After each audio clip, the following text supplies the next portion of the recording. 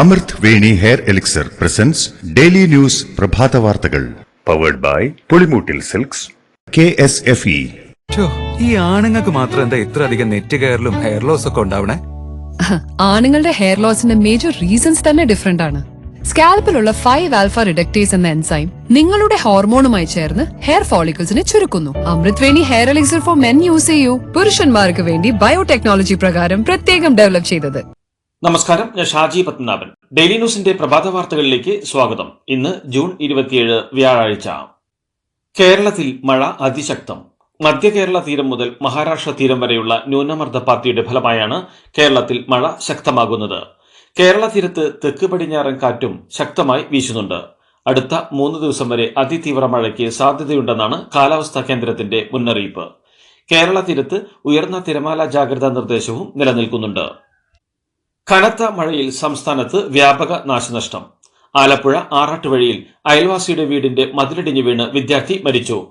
അന്തേക് പറമ്പ് അലിയുടെയും ഹസീനയുടെയും മകൻ അൽ ഫയാസ് അലി ആണ് മരിച്ചത്. മലപ്പുറത്ത് പുഴയിൽ കുളിക്കാനിറങ്ങിയ 15-കാരനെ കാണാതായി. പലയിടത്തും മണ്ണിടിഞ്ഞും മരം ഒടിഞ്ഞു വീണും മറ്റും വീടുകൾ തകർന്നു. പെരിങ്ങൽകുത്ത്, കല്ലാർകുട്ടി, പാംബ്ള, മലങ്കര അണക്കെട്ടുകൾ തുറന്നു. കനത്ത മഴയെ തുടർന്ന് ഇടുക്കി, മൂന്നാറിൽ ദുരിതാശ്വാസ ക്യാമ്പുകൾ തുറന്നു.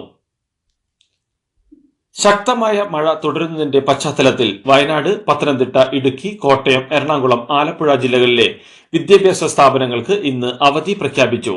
കണ്ണൂർ ജില്ലയിലെ ഇരിട്ടി താലൂക്കിലെ വിദ്യാഭ്യാസ സ്ഥാപനങ്ങൾക്കും കളക്ടർ അവധി പ്രഖ്യാപിച്ചു. പ്രൊഫഷണൽ കോളേജുകൾ ഉൾപ്പെടെയാണ് അവധി. പൊതുപരീക്ഷകൾക്ക് അവധി ബാധകമായിരിക്കില്ല. മഴ ശക്തമാകുന്നതിനാൽ അടുത്ത 3 ദിവസം റവന്യൂ വകുപ്പ് ഉദ്യോഗസ്ഥർ അവരവരുടെ അധികാരപരിധി വിട്ടുപോകരുതെന്ന് റവന്യൂ മന്ത്രി കെ രാജൻ. അവധി എടുത്തിട്ടുള്ളവർ ഈ ദിവസങ്ങളിൽ തിരികെ ജോലിയിൽ പ്രവേശിക്കണം.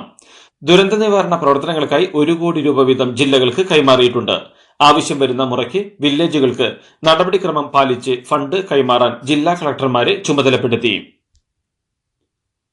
യാക്കോബായ ഓർത്തഡോക്സ് പള്ളിത്തർക്കത്തിൽ സംസ്ഥാന സർക്കാരിനെ വിമർശിച്ച് ഹൈക്കോടതി. വിധി നടപ്പാക്കാത്തത് ഭരണ സംവിധാനങ്ങളുടെ പരാജയമാണെന്നും സർക്കാർ നടപടികൾ വെറും പ്രഹസനമായി മാറിയെന്നും ജസ്റ്റിസ് ദേവൻ രാമചന്ദ്രൻ വിമർശിച്ചു. ഉത്തരവ് നടപ്പാക്കുന്നതിനെ എതിർക്കുന്ന യാക്കോബായ വിഭാഗം കോടതിയലക്ഷ്യമാണ് നടത്തുന്നതെന്നും ഹൈക്കോടതി പരാമർശിച്ചു. സുപ്രീം കോടതി വിധിയാണ് നടപ്പിലാക്കാത്തതെന്ന് ഓർക്കണമെന്നും കോടതി ചൂണ്ടിക്കാട്ടി.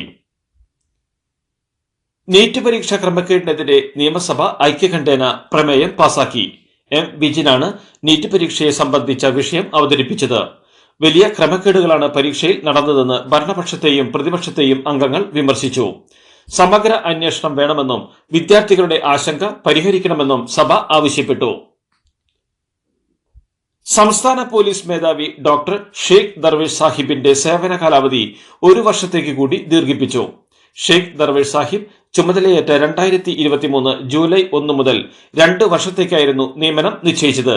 എന്നാൽ അടുത്ത മാസം 31 വിരമിക്കാനിരിക്കെയാണ് മന്ത്രിസഭാ യോഗത്തിൽ കാലാവധി നീട്ടി നൽകാൻ തീരുമാനിച്ചത്. TP ചന്ദ്രശേഖരൻ വധക്കേസ് സംബന്ധിച്ച് KK രമ നൽകിയ അടിയന്തര പ്രമേയ നോട്ടീസിന് അനുമതി നിഷേധിച്ച് സ്പീക്കർ നടത്തിയ പരാമർശത്തിലെ അനൌചിത്യം ചൂണ്ടിക്കാട്ടി പ്രതിപക്ഷ നേതാവ് കത്ത് നൽകി. സർക്കാർ പറയേണ്ട മറുപടി സ്പീക്കർ പറഞ്ഞത് ഉചിതമായില്ലെന്നും പ്രതിപക്ഷ നേതാവ് കത്തിൽ വ്യക്തമാക്കി. പ്രതിപക്ഷം ഉന്നയിച്ച വിഷയത്തെക്കുറിച്ച് മറുപടി പറയേണ്ടത് ആഭ്യന്തര ജയിൽ വകുപ്പുകളുടെ ചുമതലയുള്ള മുഖ്യമന്ത്രിയാണെന്നും VD സതീശൻ ചൂണ്ടിക്കാട്ടി. അതേസമയം അടിയന്തര പ്രമേയ നോട്ടീസ് തള്ളിയതിനെ ന്യായീകരിച്ച് വിശദീകരണവുമായി സ്പീക്കറുടെ ഓഫീസ്. ശിക്ഷാ ഇളവിനുള്ള നീക്കമില്ലെന്ന സർക്കാർ വിശദീകരണമുള്ളതിനാലാണ് അടിയന്തര പ്രമേയ നോട്ടീസ് തള്ളിയതെന്നും മുഖ്യമന്ത്രിക്ക് വേണ്ടിയല്ല നിയമസഭയിൽ സ്പീക്കർ മറുപടി നൽകിയതെന്നും സ്പീക്കറുടെ ഓഫീസ് വാർത്താക്കുറിപ്പിൽ അറിയിച്ചു. 1 മാസത്തെ ക്ഷേമ പെൻഷൻ വിതരണം സംസ്ഥാനത്ത് ഇന്ന് ആരംഭിക്കും. 900 കോടി രൂപയാണ് ക്ഷേമ പെൻഷൻ വിതരണത്തിനായി അനുവദിച്ചത്. ജൂൺ മാസത്തെ പെൻഷനാണ് ഇന്നു മുതൽ നൽകുന്നത്.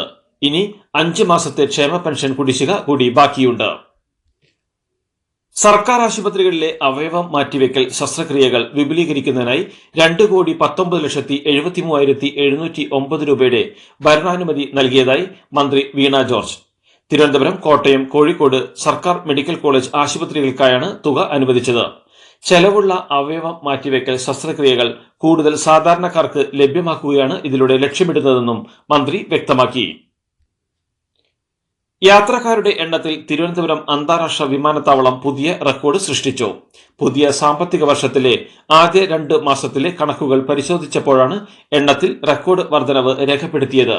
മെയ് മാസത്തിൽ ആകെ 4.44 ലക്ഷം യാത്രക്കാരാണ് തിരുവനന്തപുരം വഴി യാത്ര ചെയ്തത്. സംസ്ഥാന സർക്കാരിന്റെ പ്രത്യേക പ്രതിനിധിയായ പ്രൊഫസർ കെ.വി. തോമസ് കേന്ദ്ര ധനകാര്യ വകുപ്പ് മന്ത്രി നിർമ്മല സീതാരാമനുമായി കൂടിക്കാഴ്ച നടത്തി. കേരള ധനകാര്യ വകുപ്പ് മന്ത്രി കെ.എൻ. ബാലഗോപാൽ GST മന്ത്രിമാരുടെ യോഗത്തിൽ ആവശ്യപ്പെട്ട കാര്യങ്ങളും കേരള സർക്കാർ ഉന്നയിച്ചിട്ടുള്ള കാര്യങ്ങളുമാണ് ചർച്ച ചെയ്തത്. പണ്ട് മുത്തശ്ശിയുടെ കല്യാണക്കഥ കേട്ട മുതലെയുള്ള ആഗ്രഹമാണ് അന്നത്തെ മുത്തശ്ശിയെ പോലെ എന്റെ കല്യാണത്തിന് എടുത്തൊരുങ്ങണമെന്ന്.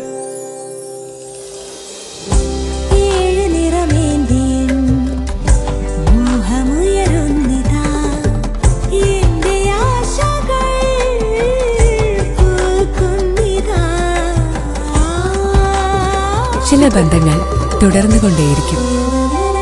Celebrating 100 years of Pulimoottil silks. ന്യൂനപക്ഷങ്ങൾക്ക് ഭരണഘടന അനുവദിക്കുന്ന അവകാശങ്ങൾ നൽകാതിരിക്കാൻ നീക്കം നടക്കുന്നുണ്ടെന്നും മുസ്ലിങ്ങൾ കേരളത്തിൽ അനർഹമായി പലതും നേടുന്നു എന്ന പ്രസ്താവന വളരെ ദൗർഭാഗ്യകരമാണെന്നും കാന്തപുരം AP അബൂബക്കർ മുസ്ലിയാർ. ന്യൂനപക്ഷ അവകാശം നേടിയെടുക്കുക ഉൾപ്പെടെ ലക്ഷ്യമിട്ടുകൊണ്ട് ദേശീയ തലത്തിൽ ന്യൂനപക്ഷ സമുദായ നേതാക്കളുടെ കോർഡിനേഷൻ കമ്മിറ്റി രൂപവൽക്കരിക്കുമെന്നും അദ്ദേഹം പറഞ്ഞു. ടൂറിസം മന്ത്രി മുഹമ്മദ് റിയാസുമായി യാതൊരു പ്രശ്നവുമില്ലെന്നും മാധ്യമങ്ങൾ ആവശ്യമില്ലാതെ ആശയക്കുഴപ്പമുണ്ടാക്കരുതെന്നും കടകംപള്ളി സുരേന്ദ്രൻ MLA. ആക്കുളം കായൽ പുനരുജ്ജീവന പദ്ധതി നടപ്പിലാക്കുന്നതിൽ ചില ഉദ്യോഗസ്ഥർ കാണിക്കുന്ന അനാസ്ഥ മാത്രമാണ് താൻ ചൂണ്ടിക്കാണിച്ചതെന്നും മന്ത്രി ഇക്കാര്യത്തിൽ കുറ്റക്കാരനല്ലെന്നും അദ്ദേഹം പറഞ്ഞു. പന്തീരങ്കാവ് ഗാർഹിക പീഡന കേസ് റദ്ദാക്കരുതെന്ന് ഹൈക്കോടതിയിൽ പോലീസ് അറിയിച്ചു. പരാതിക്കാരിയായ യുവതി മൊഴി മാറ്റിയത് പ്രതി രാഹുലിന്റെ സമ്മർദ്ദത്തെ തുടർന്നാണെന്ന് അന്വേഷണ സംഘം ഹൈക്കോടതിയിൽ റിപ്പോർട്ട് നൽകി. കേസ് റദ്ദാക്കണമെന്നാവശ്യപ്പെട്ട് രാഹുൽ നൽകിയ ഹർജി തള്ളണമെന്നാണ് പോലീസ് ആവശ്യപ്പെട്ടിരിക്കുന്നത്. യുവതി പോലീസ് സ്റ്റേഷനിൽ നേരിട്ടെത്തിയാണ് ഭർത്താവായ രാഹുലിനെതിരെ പരാതി നൽകിയതെന്നും റിപ്പോർട്ടിലുണ്ട്. P. ജയരാജനെ പരസ്യ സംവാദത്തിന് ക്ഷണിച്ച് CPM-ൽ നിന്ന് പുറത്താക്കിയ മനു തോമസ് സോഷ്യൽ മീഡിയയിലൂടെ ഒരു സംവാദത്തിന് തുടക്കമിട്ട സ്ഥിതിക്ക് താനും തയ്യാറെന്നാണ് മനു തോമസ് ഫേസ്ബുക്കിൽ കുറിച്ചത്. പാർട്ടിയെ കൊത്തിവലിക്കാൻ മാധ്യമങ്ങളിലൂടെ അവസരമൊരുക്കിയത് P. ജയരാജനാണെന്നും ക്വാറി മുതലാളിക്ക് വേണ്ടി മലയോരത്ത് പാർട്ടി ഏരിയ സെക്രട്ടറിയെ സൃഷ്ടിച്ചുവെന്നും പാർട്ടിയിൽ പുതിയ ഗ്രൂപ്പുണ്ടാക്കാൻ ജയരാജൻ ശ്രമിച്ചുവെന്നും മനു തോമസ് ഫേസ്ബുക്കിൽ ആരോപിച്ചു. KSRTCക്ക് 20 കോടി രൂപ അനുവദിച്ചതായി ധനമന്ത്രി K.N. ബാലഗോപാൽ. ജീവനക്കാരുടെ ശമ്പളവും പെൻഷനുമടക്കം മുടക്കം കൂടാതെയുള്ള വിതരണം ഉറപ്പാക്കാൻ വേണ്ടിയാണ് സർക്കാർ സഹായം ലഭ്യമാക്കുന്നതെന്ന് ധനകാര്യ വകുപ്പ് പറയുന്നു. ഈ സർക്കാർ അധികാരത്തിൽ വന്ന ശേഷം ഇതുവരെ 5717 കോടി രൂപ KSRTCക്ക് സഹായമായി നൽകിയിട്ടുണ്ടെന്നും ധനകാര്യ വകുപ്പ് വ്യക്തമാക്കി. തിയേറ്റർ ഉപേക്ഷിച്ച പ്രേക്ഷകരെ തിരികെ കൊണ്ടുവന്നതുപോലെ KSRTCയിലേക്ക് യാത്രക്കാരെ കൊണ്ടുവരുമെന്ന് ഗതാഗത മന്ത്രി KB ഗണേഷ് കുമാർ. KSRTCയെ വിട്ടുപോയ യാത്രക്കാരെ തിരിച്ചു കൊണ്ടുവരുമെന്നും കേരളത്തിലെ യാത്രാ സംസ്കാരം മാറ്റുകയെന്നതാണ് സർക്കാരിന്റെ ലക്ഷ്യമെന്നും ഗണേഷ് കുമാർ പറഞ്ഞു. ലൈംഗിക അതിക്രമ കേസിൽ കൊല്ലത്തെ ഷാനവാസ് ഖാന്റെ അറസ്റ്റ് വൈകുന്നതിനെതിരെ വനിതാ അവകാശ കൂട്ടായ്മയുടെ നേതൃത്വത്തിൽ കൊല്ലം വെസ്റ്റ് പോലീസ് സ്റ്റേഷനിലേക്ക് മാർച്ച് നടത്തി. മാർച്ച് പോലീസ് ബാരിക്കേഡ് ഉപയോഗിച്ച് തടഞ്ഞു. ജാമ്യമില്ല വകുപ്പ് പ്രകാരം കേസെടുത്തിട്ടും അറസ്റ്റിലേക്ക് കടക്കാതെ പ്രതിയെ സംരക്ഷിക്കുന്ന നടപടിയാണ് പോലീസ് സ്വീകരിക്കുന്നതെന്ന് പ്രതിഷേധക്കാർ ആരോപിച്ചു. പോലീസിനെതിരെ രൂക്ഷ വിമർശനവുമായി കേരള ഹൈക്കോടതി. പോലീസ് സ്റ്റേഷൻ ഭയം ഉളവാക്കുന്ന സ്ഥലമാകരുതെന്നും ഏതൊരു സർക്കാർ ഓഫീസും പോലെയാകണമെന്നും ഹൈക്കോടതി പറഞ്ഞു.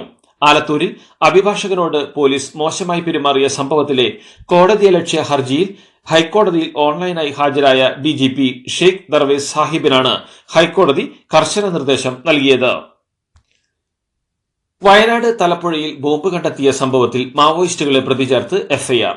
UAPA ചുമത്തിയാണ് കേസ് എടുത്തിട്ടുള്ളത്. ബോംബ് സ്ഥാപിച്ചത് റോന്തു ചുറ്റാനെത്തുന്ന തണ്ടർ ബോട്ടിനെ അപായപ്പെടുത്താനാണെന്നും FIR-ൽ പറയുന്നു. ട്രെയിനിലെ ബെർത്ത് പൊട്ടിവീണ് മാറഞ്ചേരി സ്വദേശി അലിഖാൻ മരിച്ച സംഭവത്തിൽ വിശദീകരണവുമായി റെയിൽവേ. ബെർത്തിന്റെ ചങ്ങല ശരിയായി ഇടാതെയിരുന്നതാണ് അപകട കാരണമെന്നും ബെർത്തിന് ഏതെങ്കിലും രീതിയിലുള്ള പ്രശ്നങ്ങൾ ഇല്ലായിരുന്നുവെന്നും റെയിൽവേ വ്യക്തമാക്കി. ISRO ചാരക്കേസിലെ ഗൂഢാലോചനയിൽ കുറ്റപത്രം സമർപ്പിച്ച് CBI 5 പേർക്കെതിരെയാണ് തിരുവനന്തപുരം CJM കോടതിയിൽ കുറ്റപത്രം സമർപ്പിച്ചത്. CBI ദില്ലി യൂണിറ്റാണ് കുറ്റപത്രം സമർപ്പിച്ചത്. ശാസ്ത്രജ്ഞനായ നമ്പി നാരായണനെ ചാരക്കേസിൽ ഉൾപ്പെടുത്താൻ ഗൂഢാലോചന നടന്നുവെന്ന് സുപ്രീം കോടതി നിയോഗിച്ച കമ്മിറ്റി കണ്ടെത്തിയതിനെ തുടർന്നാണ് അന്വേഷണം CBIക്ക് കൈമാറിയത്. ഇതെന്താ വണ്ടി അവിടെ പാർക്ക് ചെയ്യാത്തെ? ബെൻസ് വരും. അതെ, മെഗാ സമ്മാനം പുതിയ ബെൻസ് കാറാണ്. രണ്ടാം സമ്മാനം ഇന്നോവ ക്രിസ്റ്റ, അതും 17 എണ്ണം. പിന്നെ ആദ്യ സീരീസിൽ 170 പേർക്ക് ഐഫോണും. ഇത്തവണ സമ്മാനങ്ങളുടെ നക്ഷത്രത്തിളക്കവുമായി KSFE ഗാലക്സി ചിട്ടികൾ. പ്രതിപക്ഷ നേതൃസ്ഥാനത്തിന് നന്ദിയറിയിച്ച് കോൺഗ്രസ് നേതാവ് രാഹുൽ ഗാന്ധി.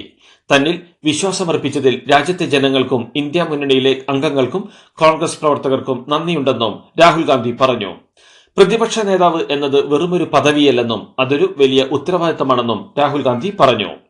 ഞാൻ നിങ്ങളുടേതാണെന്നും നിങ്ങൾക്ക് വേണ്ടി സഭയിൽ ശബ്ദമുയർത്തുമെന്നും എക്സിൽ പങ്കുവച്ച വീഡിയോ സന്ദേശത്തിൽ രാഹുൽ ഗാന്ധി വ്യക്തമാക്കി.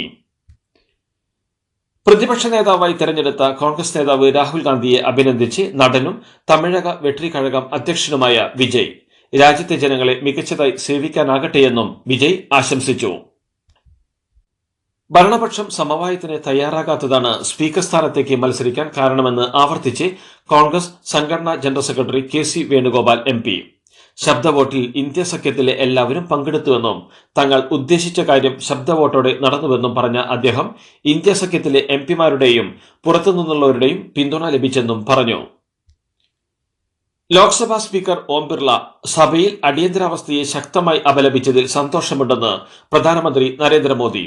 ഇന്നലെ സഭ ചേർന്നതിന് പിന്നാലെ അടിയന്തരാവസ്ഥ പ്രഖ്യാപനത്തിന്റെ 50ാം വാർഷികവുമായി ബന്ധപ്പെട്ട് സ്പീക്കർ ഓം ബിർള പ്രമേയം വായിക്കുകയും 2 മിനിറ്റ് മൗനാചരണത്തിന് അഭ്യർത്ഥിക്കുകയും ചെയ്തിരുന്നു. ബാംഗ്ലൂരുവിലെ പ്രത്യേക കോടതിയിൽ പ്രധാനമന്ത്രി നരേന്ദ്രമോദിക്കെതിരെ പരാതി. തെരഞ്ഞെടുപ്പ് പ്രചാരണത്തിനിടെ നരേന്ദ്രമോദി നടത്തിയ വിവാദ പരാമർശത്തിനെതിരെ സിയാവൂർ റഹ്മാൻ എന്നയാളാണ് പരാതി നൽകിയത്. കോൺഗ്രസ് അധികാരത്തിലെത്തിയാൽ രാജ്യത്തിന്റെ സമ്പത്ത് മുസ്ലിങ്ങൾക്ക് നൽകുമെന്ന പ്രധാനമന്ത്രിയുടെ രാജസ്ഥാനിലെ തെരഞ്ഞെടുപ്പ് പ്രസംഗത്തിന് എതിരെയാണ് പരാതി. കള്ളക്കുറിച്ചി വിഷമദ്യ ദുരന്തത്തിൽ മരണസംഖ്യ 61ആയി. ചികിത്സയിലുണ്ടായിരുന്ന 2 പേരാണ് ഇന്നലെ മരിച്ചത്. 136 പേരാണ് 4 ആശുപത്രികളിലായി ഇപ്പോഴും ചികിത്സയിലുള്ളത്.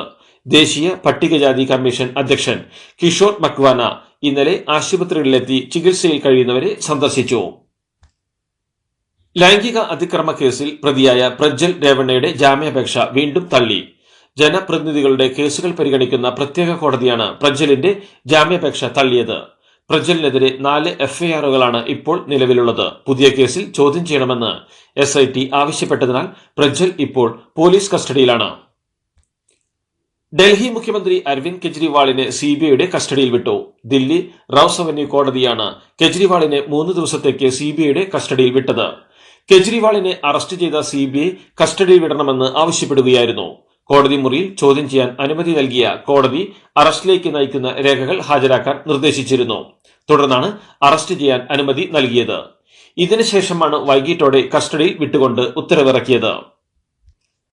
പാർലമെന്റിൽ സത്യപ്രതിജ്ഞയ്ക്കിടെ ജയ് പലസ്തീൻ മുദ്രാവാക്യം വിളിച്ച ഹൈദരാബാദിൽ നിന്നുള്ള MPയും AIMIM അധ്യക്ഷനുമായ അസദുദ്ദീൻ ഒവൈസിയെ ലോക്സഭയിൽ നിന്ന് പുറത്താക്കണം എന്നാവശ്യപ്പെട്ട് രാഷ്ട്രപതി ദ്രൗപദി മുർമുവിന് മുന്നിൽ അപേക്ഷ. ഭരണഘടനയുടെ 102ാം അനുച്ഛേദം ചൂണ്ടിക്കാണിച്ചാണ് അപേക്ഷ. കർണാടകയിൽ 3 ഉപമുഖ്യമന്ത്രിമാർ കൂടി വേണമെന്ന ആവശ്യം ശക്തമായ സാഹചര്യത്തിൽ ഹൈക്കമാൻഡിന്റെ തീരുമാനം അന്തിമമാണെന്ന് മുഖ്യമന്ത്രി സിദ്ധരാമയ്യ. വീരശൈവ ലിംഗായത്ത് SC/ST ന്യൂനപക്ഷ സമുദായങ്ങളിലെ നേതാക്കൾക്ക് ഉപമുഖ്യമന്ത്രി സ്ഥാനം ആവശ്യപ്പെട്ട് ചില മന്ത്രിമാർ രംഗത്തെത്തിയതോടെയാണ് പ്രതിസന്ധിയുണ്ടായത്. സിദ്ധരാമയ്യ മന്ത്രിസഭയിൽ വൊക്കലിഗ സമുദായത്തിൽ നിന്നുള്ള DK ശിവകുമാർ മാത്രമാണ് ഉപമുഖ്യമന്ത്രി സ്ഥാനത്തിരിക്കുന്നത്. ഇന്ത്യൻ ഓവർസീസ് കോൺഗ്രസ് ചെയർമാനായി സാം പിത്രോദയെ കോൺഗ്രസ് വീണ്ടും നിയമിച്ചു. പിന്തുണച്ച സ്വത്ത് വിവാദം, ഇന്ത്യക്കാരുടെ വൈവിധ്യം ഉന്നയിച്ചുള്ള പിത്രോദയുടെ പരാമർശങ്ങൾ വിവാദമായതോടെ കഴിഞ്ഞ മാസം മെയ് 8-നാണ് Pitroda Indian overseas Congress chairman സ്ഥാനം രാജിവെച്ചത്. 2020 ക്രിക്കറ്റ് ലോകകപ്പിലെ ഫൈനലിസ്റ്റുകളെ ഇന്നറിയാം. ആദ്യ സെമിയിൽ ദക്ഷിണാഫ്രിക്ക അഫ്ഗാനിസ്ഥാനെ നേരിടും. ഇന്ത്യൻ സമയം രാവിലെ 6 മണിക്കാണ് മത്സരം ആരംഭിക്കുക. ഇന്ത്യൻ സമയം രാത്രി 8 മണിക്ക് നടക്കുന്ന രണ്ടാം സെമിയിൽ ഇംഗ്ലണ്ട് ഇന്ത്യയുമായി ഏറ്റുമുട്ടും. മെയ് 29 ശനിയാഴ്ച ഇന്ത്യൻ സമയം രാത്രി 8 മണിക്കാണ് ഫൈനൽ.